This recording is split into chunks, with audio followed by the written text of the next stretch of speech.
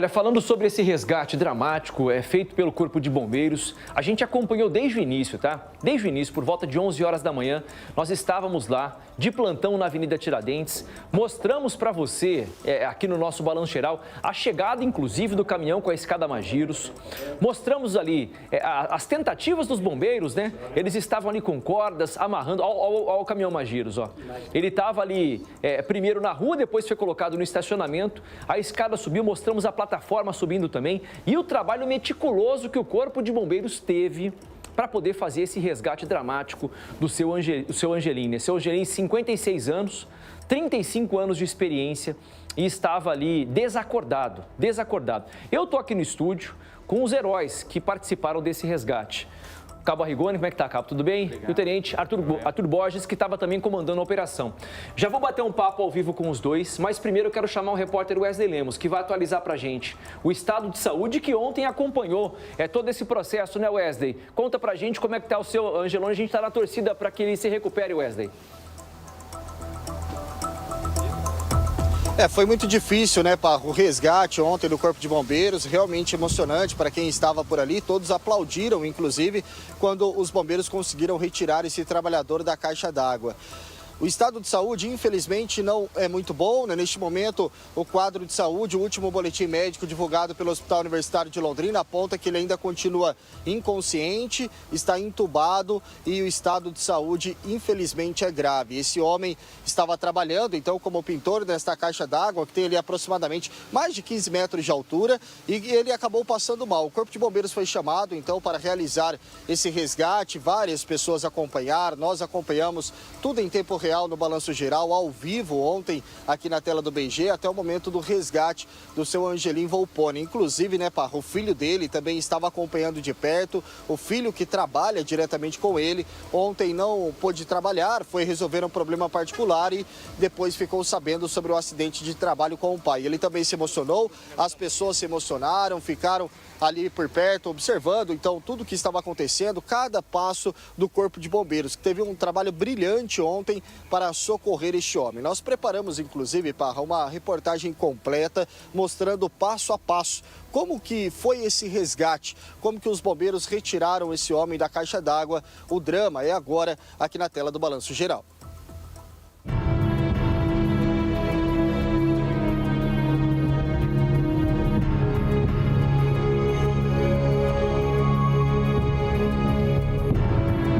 Resgate dramático. Um pintor especializado de 56 anos preso dentro da caixa d'água a mais de 15 metros de altura.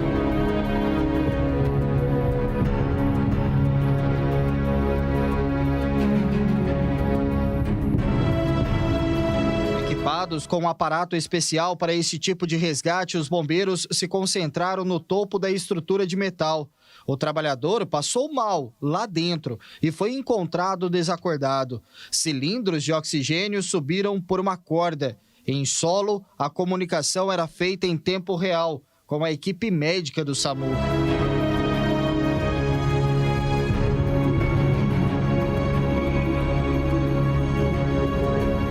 O filho do pintor acompanhou tudo de perto. Rapidamente percebeu a gravidade da situação, já que, segundo ele, o pai tem muita experiência nesse tipo de serviço. Simplesmente uma pintura normal, padrão, na caixa d'água, aconteceu alguma fatalidade, aconteceu ou falta de ar, ou alguma coisa deve ter acontecido. Os bombeiros usaram um caminhão plataforma e posicionaram uma escada. Depois de um trabalho complicado, eles conseguiram estabilizar a vítima. Com a ajuda de uma corda, Angelim Volpone foi retirado em segurança. Ainda desacordado, o pintor desceu junto com os socorristas.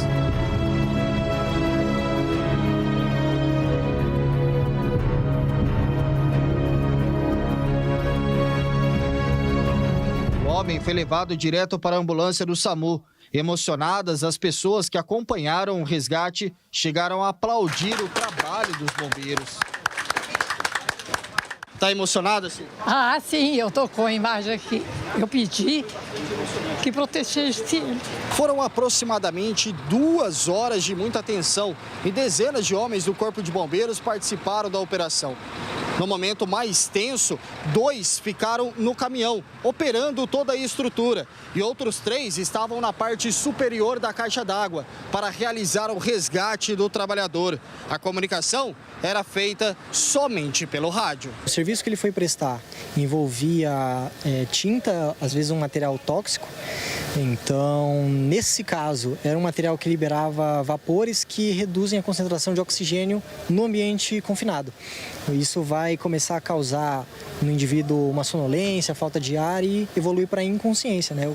Ele acabou ficando inconsciente lá embaixo. O pessoal deu falta do trabalhador, acionou o bombeiro, aí deslocamos até lá e constatamos que o ambiente que ele estava, a caixa d'água, tinha um acesso muito complicado para a gente poder tanto acessar a vítima lá embaixo quanto para fazer a retirada.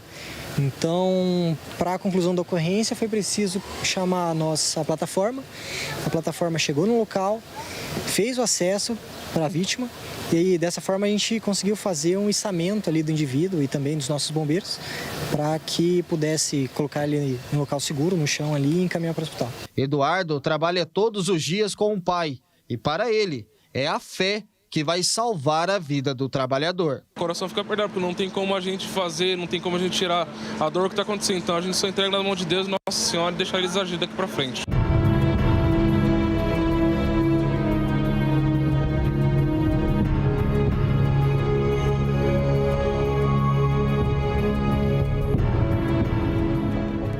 Olha, eu vou entrevistar ao vivo aqui os bombeiros que participaram, 2 bombeiros, né, que participaram desse salvamento, e o Wesley Lemos também vai participar comigo da entrevista. Aí, a primeira pergunta que eu queria fazer, onde que ele ficou ali enroscado, né? Porque a gente vê ele saindo por cima. Por que não foi possível descer pela escada em que ele subiu? Não tinha como descer o trabalhador?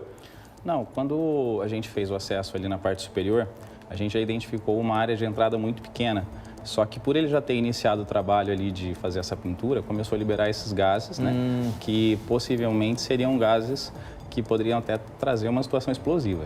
Uma das condições que a gente poderia fazer ali seria a abertura de uma janela no final dessa caixa d'água. Para cortar ali, por exemplo. Exato, só que a ferramenta de corte gera faísca e aí a gente já não podia mais expor tanto a equipe quanto ele a esse risco, né? E precisamos fazer, então, toda essa retirada por cima. E como é que funciona, Tenente, para vocês avisarem a base e falar, nós precisamos do caminhão com a escada Magiros? Na hora foi a decisão que vocês tomaram por ali? Sim, foi um recurso muito importante, né? Sem a Magiros ali, sem a nossa escada, ia ser bem mais difícil retirá-lo, devido a toda a estrutura da caixa d'água ali ser muito grande, estava até um pouco fragilizada a estrutura.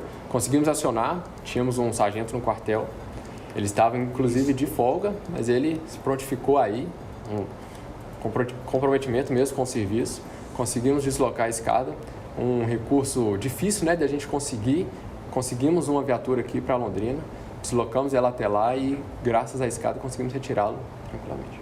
Rigoni, na hora que vocês resgatam, uma coisa é um treinamento que vocês fazem de forma contínua, outra coisa é a prática na realidade. Como é que fica a adrenalina de vocês para vocês conseguirem controlar as emoções e executar o trabalho da melhor forma? A situação toda ela muda, né?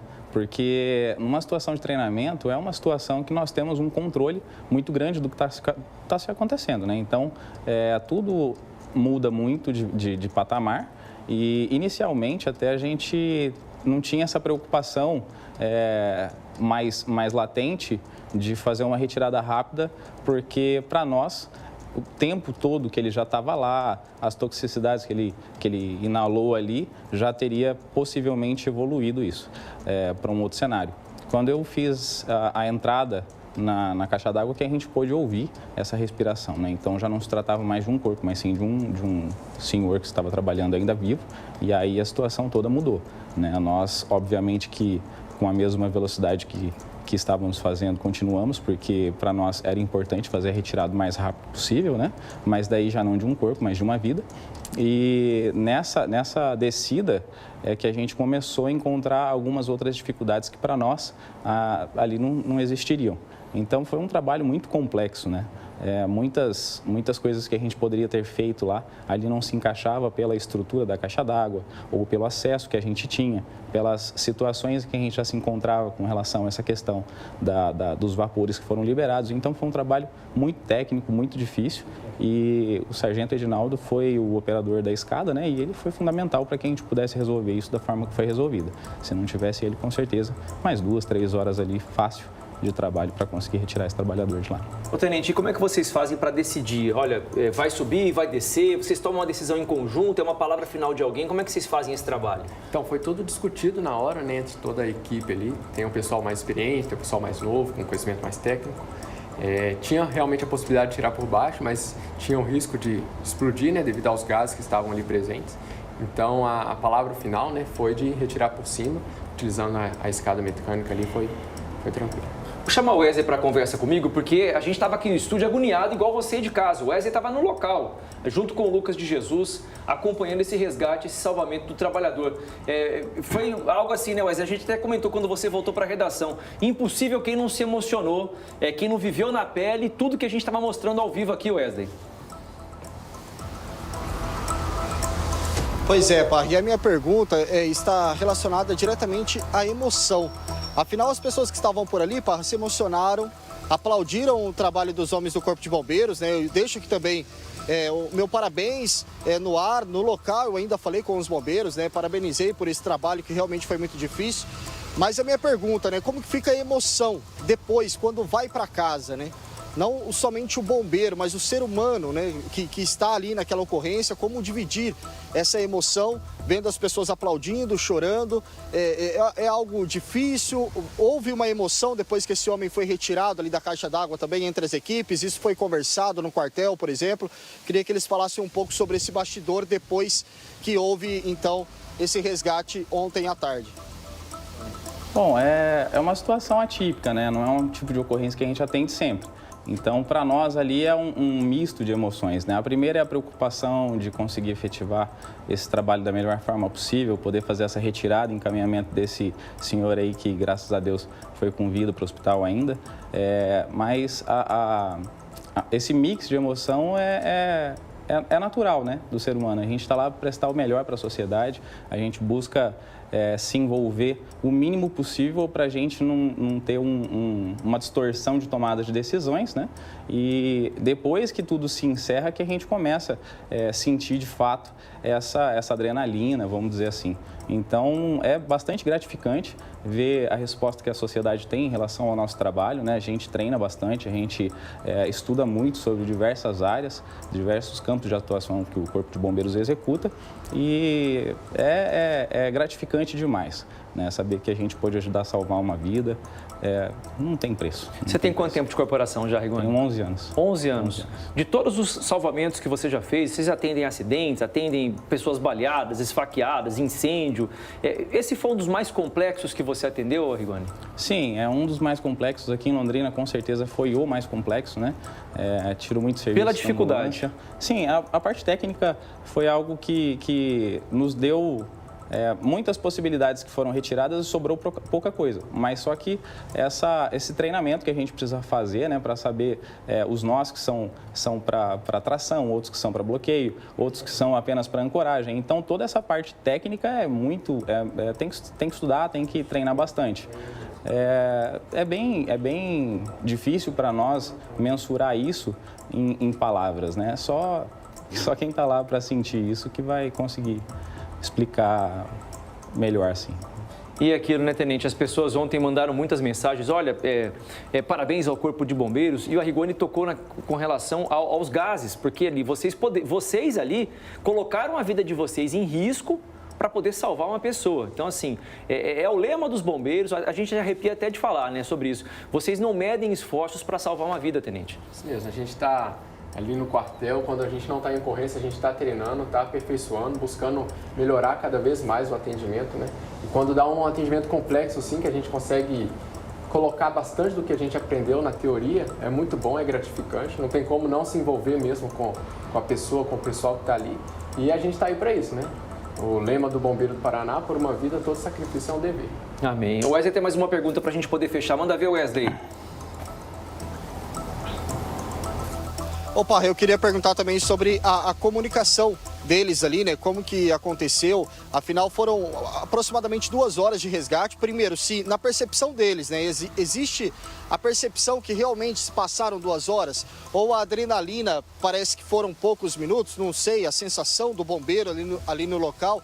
E também a importância dessa comunicação. A todo momento a gente viu ali, por exemplo, os socorristas do SAMU que estavam ao lado. Havia essa comunicação, essa preocupação para tudo estar preparado quando o trabalhador foi retirado da caixa d'água. Essa percepção de tempo, será que existe para o bombeiro, né? Afinal, a adrenalina é tão alta, eles perceberam que se passou tanto tempo ou não? Como que funciona?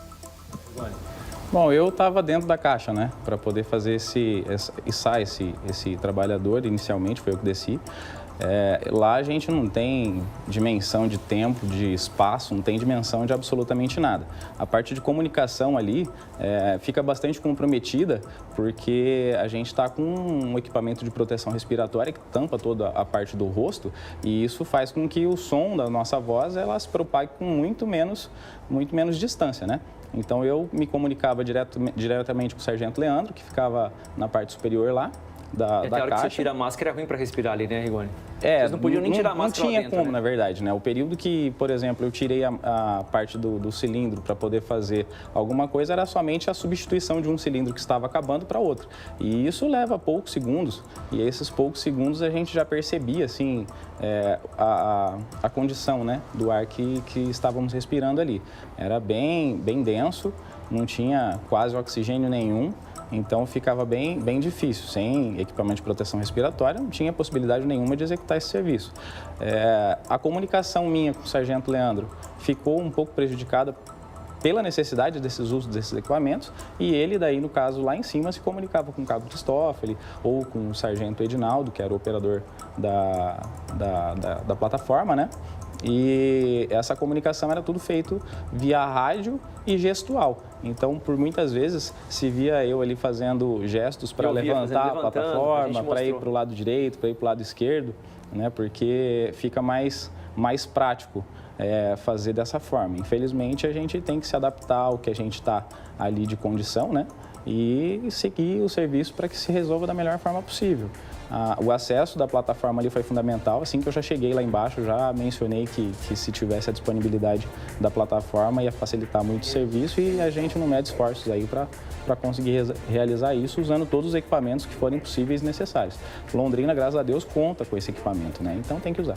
E sobre essa percepção do tempo, eu lembro ontem, a gente estava mostrando aqui, a hora que eu olhei no relógio, a gente estava ao vivo, era 1h07. Eu falei, nossa, passou mais de 1 hora da nossa cobertura, porque a gente realmente ficou naquela emoção de querer ver o resgate acontecer.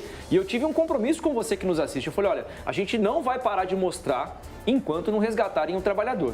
E foi exatamente essa imagem que nós mostramos ao vivo, fomos a única emissora que estávamos ao vivo do começo ao fim e mostramos o trabalho. E agora, né, Tenente, fica a nossa torcida pela recuperação do seu Angelim, né? Com certeza, vamos continuar acompanhando ele, está internado lá no hospital, tomara que possa recuperar e voltar à vida normal rapidamente. Bom, a vocês dois, os nossos parabéns, mas a toda a corporação, todos os bombeiros do 3º grupamento que fizeram esse trabalho brilhante, um trabalho heróico, realmente não desistem enquanto não concluírem o objetivo. E a gente espera trazê-los aqui de volta, junto com o seu Angelim, para a gente poder bater um papo e a gente promover esse abraço. Tenho certeza que vai acontecer. Vai ser Igual, um prazer. obrigado, tá? Parabéns, viu? Obrigado. Tenente, obrigado, viu? Parabéns, deu parabéns a todos os bombeiros lá no 3º grupamento, viu? Obrigado.